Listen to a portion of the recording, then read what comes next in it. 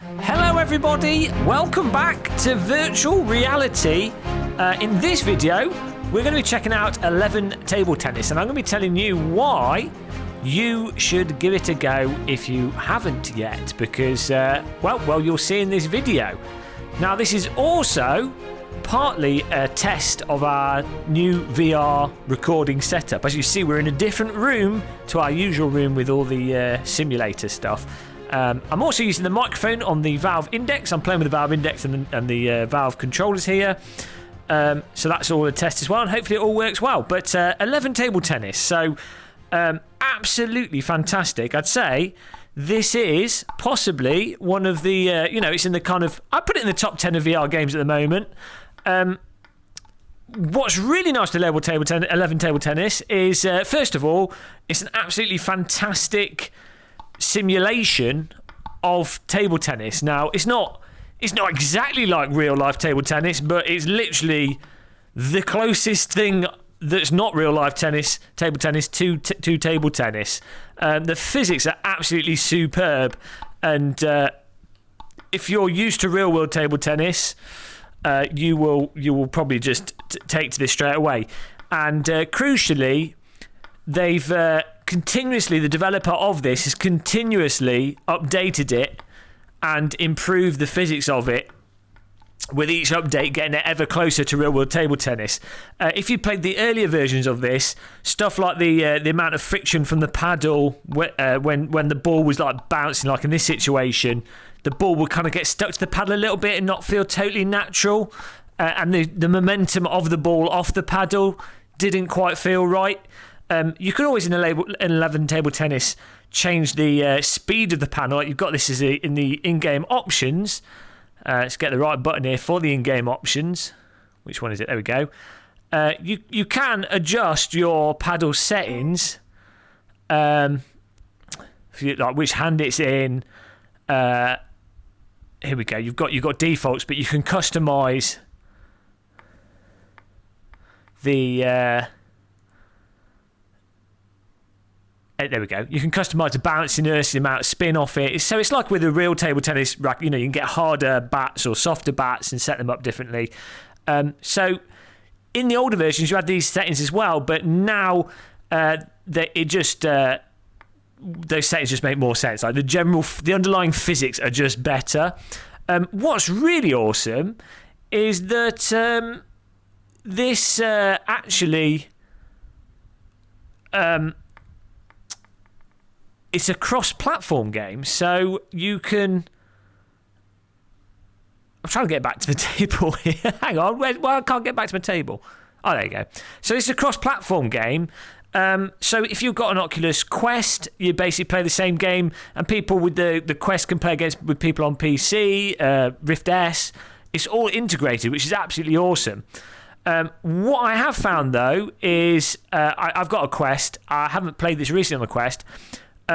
But in general with the Quest, when I played the previous version, you do notice that the frame rate of the Quest, I think it's only 80 hertz, it's not the frame rate, but the refresh rate of the monitor, you do notice that when you play this on a Valve Index, you do notice that when you play this at 80 hertz, it's nowhere near as smooth as when you go to 120 or 144 hertz. And I think it does actually make the game easier to play when you've got an Index headset, because it just makes everything smoother. You'll notice there we've got a little bell popping up in the corner, alerting us, and that's because the game has full. You've got AI in single player and little mini modes, which we'll show in a second, but it also has full multiplayer, and people can just invite you into games, and you can immediately go into a game with them. Before we do that, what I'm going to do is I'll just go to mini games here. You've got quadrants, beer pong, and free practice. The AI actually as well in the mini games. You've got a whole bunch of different difficulty settings. You can which you can then tune a little bit with those difficulty settings. So you've got a bit of range there. I mean, I can barely beat the medium guy because I'm a noob. But there's a lot with the AI to keep you engaged in terms of getting better and having a decent challenge. And the AI are genuinely fun to play against in this, which is often not the case. And some of the other sports games in VR, the AI are just annoying, but the AI are actually really quite engaging with this. Let's do a mini game though, because I'm sure you can use your imagination for what AI is like to play against. And let's just do quadrants. And what this does is it fires a ball at you, and you have to just get it, return it into the into the area that's lit up. I'm now going to embarrass myself and do things totally wrong, because that's what happens when you record a video. There we go. You see here we've got lives written on the table, score written on the table, all nice and clear. And this is actually quite a compelling way, although simple, but quite a good way to get you into it and build your accuracy up. Clearly needs to do more practice. I recently changed the paddle speed, so this has totally bamboozled me. It's like car setups. Once you change your setup, when you've got used to something, you're bamboozled for a good bit of time. But once you've got something that works, you should just keep with it. I'm one of the things I'm experimenting with is having the different speeds of the racket. And if you've got a faster racket, you don't have to hit it as hard, obviously. But then in some ways, I think with VR tracking, it's better to have it less speed, or there'll be an optimum speed for you to get the most precision out of the nature of how VR operates. So with that said and done for the single player, let's accept one of these invites and just go straight to multiplayer and see how well it works. So we'll just accept this. Hello. Right, I'm recording a video at the moment. I hope you don't mind being in it. This is going on YouTube. Alright, I don't think so. No, you're all right with that. So, do you don't mind? I'm going to be talking to myself here as we play. But so, this what headset are you using? A Rift S. So this guy's playing with a Rift S. I'm using a Valve Index. We just loaded in. You just invited me. You don't know me, do you? You just saw me pop up on the screen. See, and whereabouts are you? In America, I guess. New York. Me? Yeah. No, in Germany. Germany, okay. So I'd explain 78 ping. I guess New York would probably be about 100 ping. But so you're German, and you get to choose. When you do the game, you get to choose. I don't know how you being German is relevant, but when you do the game, you get to choose if you want to do an unranked or a ranked. We're doing an unranked one here as a little warm up. But yeah, you just join. You invite someone, join in, and you start, and we'll go. Let's go. And you can see that we both have microphones on, and it just automatically, unless you mute your microphone, you can just chat and play. And I don't know about you, guy that I'm playing with here. What's your name? Magson. I don't know about you, but I find this is a really good sort of just a social game to just casually do something whilst chatting. Like, not everyone is playing it to like an Olympic level. Oh, you put a lot of spin on that. You know, it's just like just what generally when you play table tennis casually. I mean, you could play it seriously, but when I play this, I really get the vibe of, you know, when you're like camping or something, or you're on holiday and you're like, oh, let's just go and play table tennis, and there's a bunch of people there. That's kind of what I get from this. But I would warn, the problem is Germans are a lot better at table tennis than British people. This is what I've learnt from my experience of playing this. Generally, if you're put against a German, you're probably going to lose. Because I think you guys, do you do table tennis at school? Sometimes. Yeah, so we do have it in English schools, but I think not to the same extent. Look at this. He did a cheeky serve there. I'm in the lead, and now he's resorting to trickery. You've got to watch out. Shifty Magson. Well, a cool thing as well is that you can just add people that you've played with, and they add them to friends list, and whenever they come online, it will all be you get alerted and what have you. So it's really easy to meet people, and then if you enjoy them, or in this case, this guy, I don't like this guy. So in this case, I won't add him as a friend. No, I'll add you as a friend if you want. Probably doesn't want that. Whoa! One thing, do you do this? I always find when the ball's coming at me, and this is sort of a testament to the quality of VR, is if it's going to hit your feet, I move my legs out of the way as if the ball's going to hit them. Yeah. Yeah. Which is like unless you've got foot trackers on, there's nothing, you know, it's just weird that you do stuff that you do in reality. What? It must be annoying playing against a YouTuber that's just talking whilst you're trying to play. That's all right. Whoa! Oh yeah, so one thing to bear in mind with this game is that you do need enough room, ideally, so that you basically the half the space that you would need for like a real table tennis table in your room, because you know you've still got to move around the virtual table tennis table, and I've been pretty close to jumping into cupboards and stuff, forgetting. You get really into it and you're like, oh. So that is probably a downside with this, unless you like agree to only play off one, like the part of the table and ignore the sides. If you're in a very small space, this is probably not the best the best VR title, or off the edge of the table there. Sorry for that. But as I say, this is total cross-platform, the VR headset. So if you've got something like a Quest, you know, you could wait until the afternoon and then just play it in your garden. And to be honest, in the UK, where it's always windy, I mean, I wouldn't take your VR headset out in the rain, but it doesn't matter if it's windy because there's no real ball. So you could just go in your garden, and you could play this outside with your Quest and you'll have a good time. So that's something for me to test. That'll be the next 11 table tennis video. Quest level 11 table tennis outside. But I mean, Magson, have you played this since the early versions?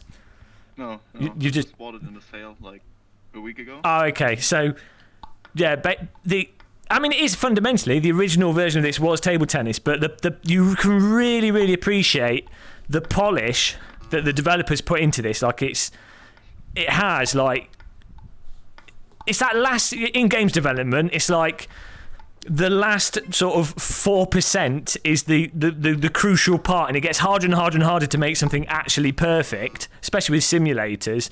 And I think the previous version was like 90% there, and now I'd say this is kind of like this is like 96% there, 97% there in terms of it being like real table tennis.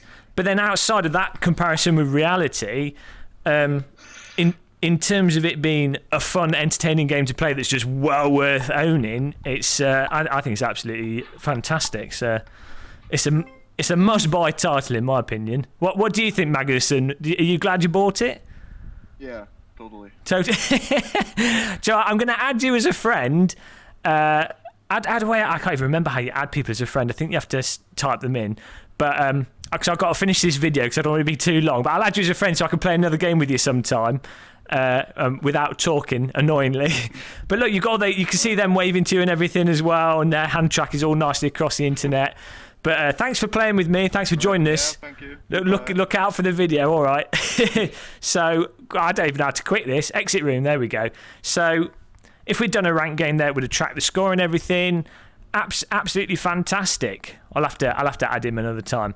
I'll tell you what, I will do an AI medium so you can see what that's like. Actually, forget that point.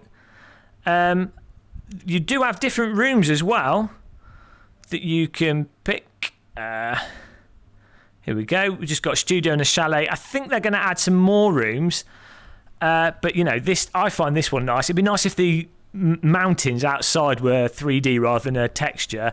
But they've really made the rooms just minimal, spacious, and very clear, so they don't distort what you're doing with the gameplay. That's one of the things with the original version of the game, is some of the rooms were a little bit distracting. And of course, you can choose the colour of the ball. You can choose the colour of the table. I found on the Oculus Quest having a green ball, I think, made it easier to notice the ball's movement, because there's more. I think there's more green pixels, or your eyes are more sensitive to the colour green. So there's little tips and tricks and tweaks you can do there with these things. But look at this, get a nice rally going. You really do need to get a knack for the spin on the ball. I'm getting thrashed.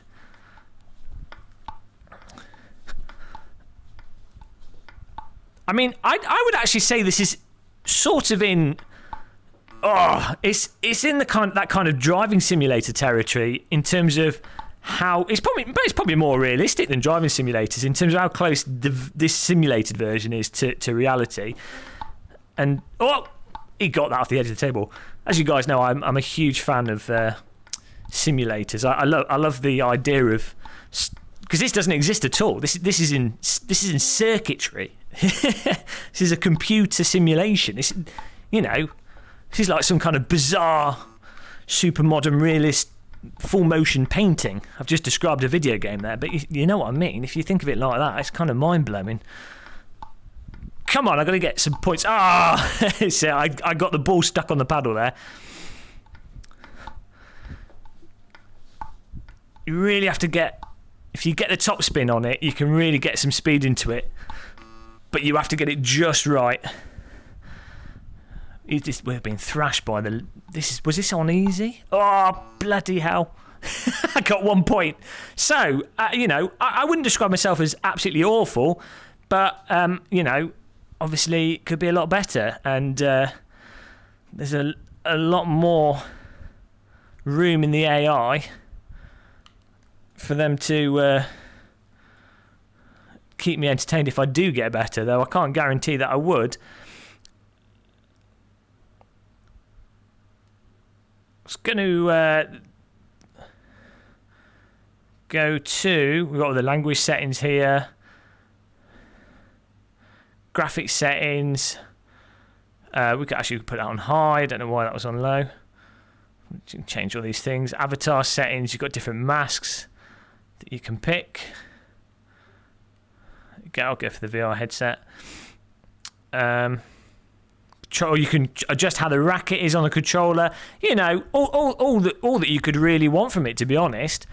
But I think that really covers the general nature of the game for those of you that are thinking about it. And as I say, this is a must-buy, a definite buy title. So I hope this was a good test. I hope this all worked. I hope the audio is acceptable and everything. And get 11 table tennis. Give me a game sometime. Thank you for watching.